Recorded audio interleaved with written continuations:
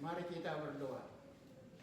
Bapa dalam sorga, kembali kami bersyukur dan berterima kasih Tuhan atas kebaikan Tuhan yang memelihara hidup kami dari hari ke hari sampai saat ini. Bapa dalam sorga, kami mau mendengar firman-Mu dari Mazmur 118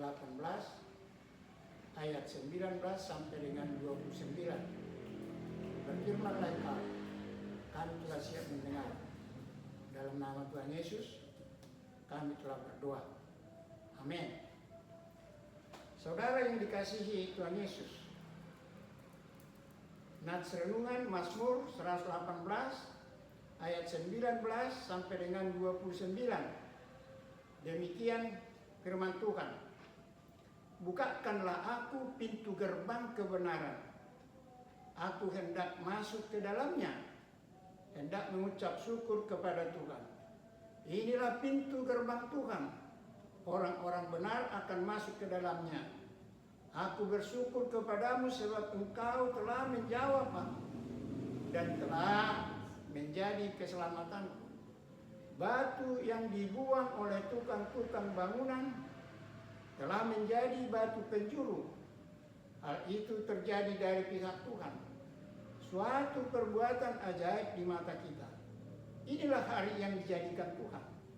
Marilah kita bersorak-sorak dan bersukacita karenanya. Ya Tuhan, berilah kiranya keselamatan. Ya Tuhan, berilah kiranya kejujuran. Diberkatilah dia yang datang dalam nama Tuhan. Kami memberkati kamu dari dalam rumah Tuhan.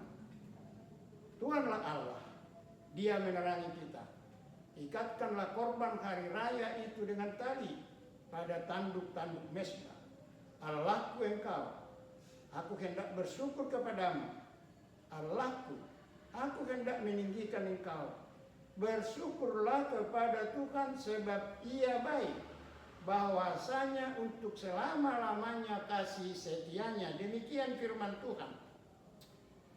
Saudara yang dikasihi Tuhan, tema mengapa harus bersyukur kepada Tuhan? Saudaraku, Daud mengatakan Tuhan itu baik. Kasih setianya selama-lamanya. Ayat 29. Saudaraku, jika ada di antara kita sekarang ini yang merasakan kasih Tuhan hanya dalam kurun waktu tertentu, hal ini dimungkinkan jika seseorang salah menafsirkan Allah dalam kehidupannya, atau dengan kata lain, seseorang salah menetapkan tolok ukur keberadaan Tuhan dalam hidupnya. Seperti mengatakan, bersama Tuhan kita menang. Puji Tuhan saudaraku. Bersama Tuhan kita pasti menang. Namun saudaraku, kita harus menyadari bahwa kita masih di dunia ini yang masih harus melangkah maju ke depan untuk mencapai tujuan akhir kita sebagai orang percaya, yaitu hidup yang kekal. Dengan menghadapi berbagai tantangan, menghadapi berbagai rintangan yang membuat kita jatuh bangun. Tetapi segalanya itu seizin Tuhan. Oleh karena itu, jika kita jatuh, jika saudara dan saya jatuh atau gagal dalam usaha, tidak mencapai target atau rugi, hal seperti itu bukanlah pertanda bahwa Tuhan tidak lagi mengasihi kita. Saudaraku, pemazmur juga mengalami berbagai tantangan dan kesulitan dan menghadapi banyak musuh. Dia katakan musuhnya sangat banyak mengelilingi dia seperti lebah, ayat 12. Namun pemazmur mengimani bahwa tantangan, kesulitan adalah pengajaran dari Tuhan yang penuh kasih. Ingatlah saudaraku, Pemazmur berkata bahwasanya untuk selama-lamanya kasih setia Tuhan. Saya ulangi saudaraku, pemazmur berkata bahwasanya untuk selama-lamanya kasih setia Tuhan. Saudara yang dikasihi Tuhan, di zamannya pemazmur tidak sembarangan orang memasuki bait Allah.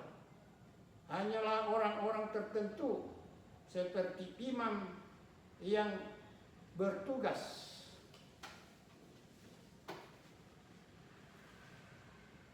Hal inilah yang membuat pemazmur sangat-sangat merindukan pintu gerbang kebenaran dibukakan baginya.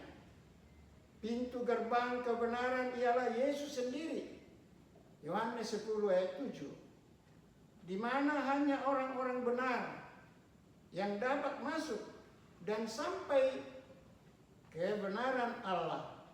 Inilah yang dikatakan pemazmur, batu yang dibuang oleh tukang-tukang bangunan telah menjadi batu penjuru.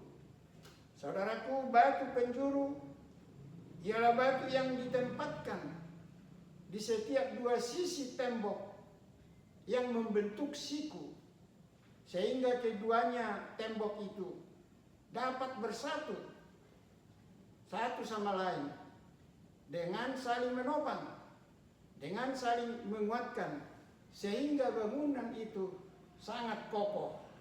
Saudaraku, nubuatan ini gambaran yang dialami Yesus, antara lain sewaktu Pilatus wali negeri mengajukan pertanyaan kepada orang banyak, siapa di antara kedua orang ini, Yesus Barnabas dan Yesus Kristus, untuk dibebaskan?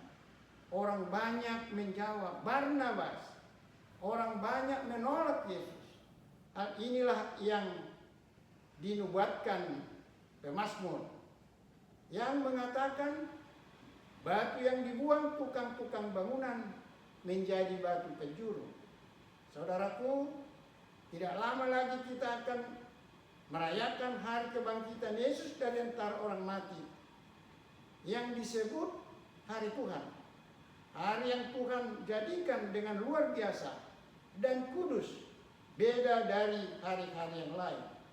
Saudaraku, untuk merayakan hari Tuhan inilah pemazmur mengajak semua orang percaya bersorak-sorak dan bersuka cita, sembari mengingat Yesus Kristus yang telah menjadi batu penjuru.